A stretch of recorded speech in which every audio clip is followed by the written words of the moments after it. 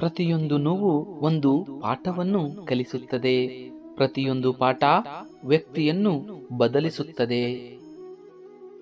ನೀನು ಸಮುದ್ರ ಅನ್ನೋದು ಅರಿವಾದರೆ ಅಲೆಗಳೊಂದಿಗೆ ಕಿತ್ತಾಡೋದು ನಿಂತು ಹೋಗುತ್ತೆ.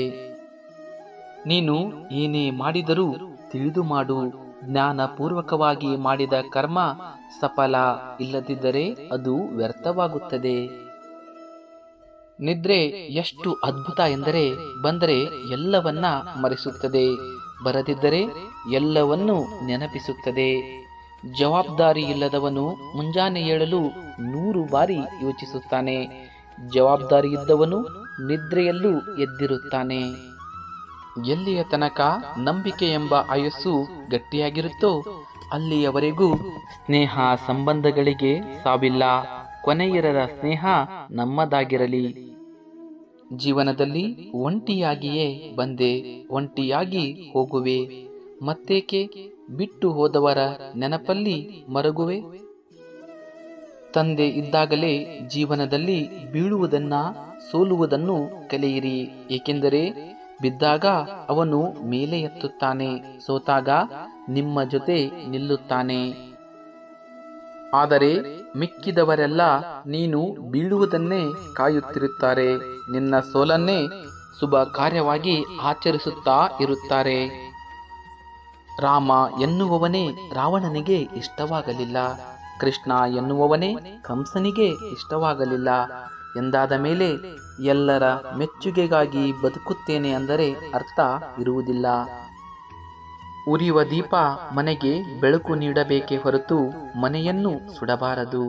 ಮಾತು ಮನವನ್ನು ಗೆಲ್ಲಬೇಕೇ ಹೊರತಾಗಿ ಮನಸ್ಸನ್ನು ನೋಯಿಸಬಾರದು. ನಮಗೆ ಜಗತ್ತು ಅನಿವಾರ್ಯವೇ ಹೊರತು ಜಗತ್ತಿಗೆ ನಾವು ಅನಿವಾರ್ಯವಲ್ಲ ಎಂದು ಅರಿತ ತಕ್ಷಣ ಮನುಷ್ಯನ ಅಹಂಕಾರ ಕಡಿಮೆಯಾಗುತ್ತದೆ.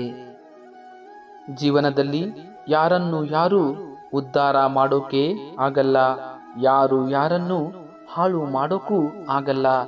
ಅವರವರ ಯೋಚನೆ ಅವರವರ ಉದ್ಧಾರಕ್ಕೆ ಹಾಗೂ ಅವರು ಹಾಳಾಗುವುದಕ್ಕೆ ಮೂಲ ಕಾರಣವಾಗುತ್ತದೆ. ಓಟದ ಸ್ಪರ್ಧೆಯಲ್ಲಿ ಭಾಗವಹಿಸಿದಾಗ ಗೆಲ್ಲಬಹುದು ಅಥವಾ ಸೋಲಬಹುದು ಅಷ್ಟೇ. ಒಂದು ವೇಳೆ ನೀವು ಭಾಗವಹಿಸದೇ ಇದ್ದಲ್ಲಿ ನೀವು ಗೆಲ್ಲುವ ಪ್ರಶ್ನೆಯೇ ಬರಲ್ಲ. ಹಾಗಾಗಿ ಜೀವನದಲ್ಲಿ ಭಾಗವಹಿಸುವಿಕೆ ತುಂಬಾ ಮುಖ್ಯ. ಯಾವತ್ತೂ ಪ್ರಯತ್ನ ಮಾಡದೆ ಸೋಲುವುದಕ್ಕಿಂತ ಪ್ರಯತ್ನಿಸಿ ಸೋಲುವುದು ತುಂಬಾ ಒಳ್ಳೆಯದು. ಅದು ಮುಂದೆ ನಿಮ್ಮ ಗೆಲುವನ್ನು ಅತಿ ಸುಲಭವಾಗಿಸುತ್ತೆ. ನಿಮ್ಮ ಎಲ್ಲ ಸಮಸ್ಯೆಗಳಿಗೆ ಸಹನೆಯ ಕೊರತೆಯೇ ಕಾರಣ.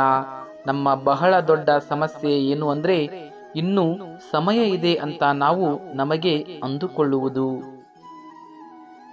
ಸಮಯದಷ್ಟು ವೇಗವಾಗಿ ಯಾವುದೂ ಹೋಗುವುದಿಲ್ಲ. ಉಳಿದ ಎಲ್ಲವೂ ನಿಲ್ಲಬಹುದು, ಆದರೆ ಸಮಯ ಯಾವತ್ತೂ ಯಾರಿಗಾಗಿಯೂ ನಿಲ್ಲುವುದಿಲ್ಲ. ಎಲ್ಲವೂ ಕಳೆದುಕೊಂಡಿದ್ದೇನೆ ಅಂತ ನಿಮಗೆ ಅನಿಸಿದಾಗ ಒಂದು ಕ್ಷಣ ಮರವನ್ನ ನೆನಪಿಸಿಕೊಳ್ಳಿ.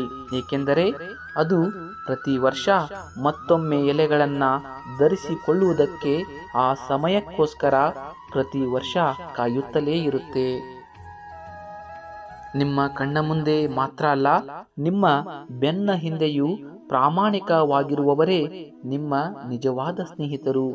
ಕೊಂಕು ಮಾತನಾಡುವವರು, ನಿಮ್ಮ ಬೆನ್ನ ಹಿಂದೆ ಮಾತನಾಡುವವರು ಯಾವತ್ತೂ ನಿಮ್ಮ ಸ್ನೇಹಿತರು ಆಗಲು ಸಾಧ್ಯವಿಲ್ಲ.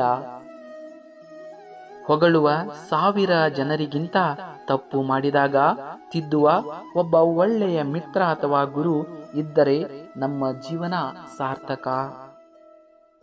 ಅನ್ಯರ ಸಂತೋಷದಲ್ಲಿ ಪಾಲುದಾರರು ಆಗುವುದು ಮಾತ್ರ ಅಲ್ಲ, ಕಾರಣರೂ ಆಗಬೇಕು. ಬೇರೊಬ್ಬರ ನೋವಿನಲ್ಲಿ ಪಾಲುದಾರನಾಗಬೇಕು, ಆದರೆ ಯಾವತ್ತೂ ಇನ್ನೊಬ್ಬರ ನೋವಿಗೆ ಕಾರಣರಾಗಬಾರದು. ಪ್ರತಿಯೊಂದು ವಸ್ತುವಿಗೂ ಅದರದ್ದೇ ಆದ ಸೌಂದರ್ಯ ಇದೆ, ಆದರೆ ಎಲ್ಲರೂ ಅದನ್ನು ಕಾಣುವುದಿಲ್ಲ. ಸೋಲಿನ ಭಯದಿಂದಲೇ ಬದುಕುವವರು ಗೆಲುವಿನ ಮಹಾ ಸಂಭ್ರಮವನ್ನ ಅನುಭವಿಸುವ ಅವಕಾಶದಿಂದ ವಂಚಿತರಾಗುತ್ತಾರೆ. ಗೆಲುವು ಬೇಕಾದರೆ ಭಯದಿಂದ ಮೊದಲು ಮುಕ್ತರಾಗಬೇಕು. ಇದು ನನ್ನಿಂದ ಆಗಲ್ಲ ಅಂತ ನಿಮಗೆ ನೀವೇ ಅಂದುಕೊಳ್ಳುವುದು ಮೊದಲು ಬಿಟ್ಟು ಬಿಡಿ. ಯಾವುದೇ ಕೆಲಸ ಮಾಡಬೇಕಾದರೂ ಪ್ರತಿಫಲದ ನಿರೀಕ್ಷೆ ಯಾವತ್ತೂ ಮಾಡಬೇಡಿ.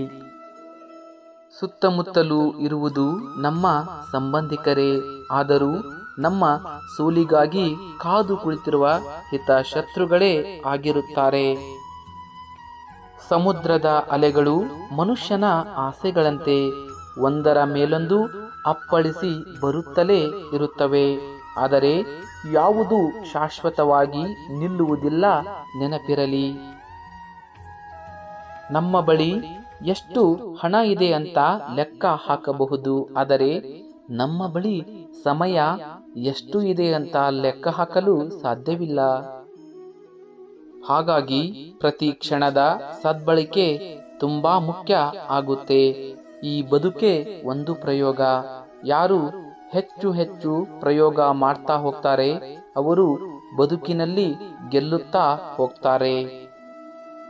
ನೀನು ಸತ್ಯವನ್ನು ಹೇಳಲು ಅಭ್ಯಾಸ ಮಾಡಿಕೊಂಡರೆ ಭಗವಂತನಿಗೂ ಹೆದರುವ ಅವಶ್ಯಕತೆಯಿಲ್ಲ.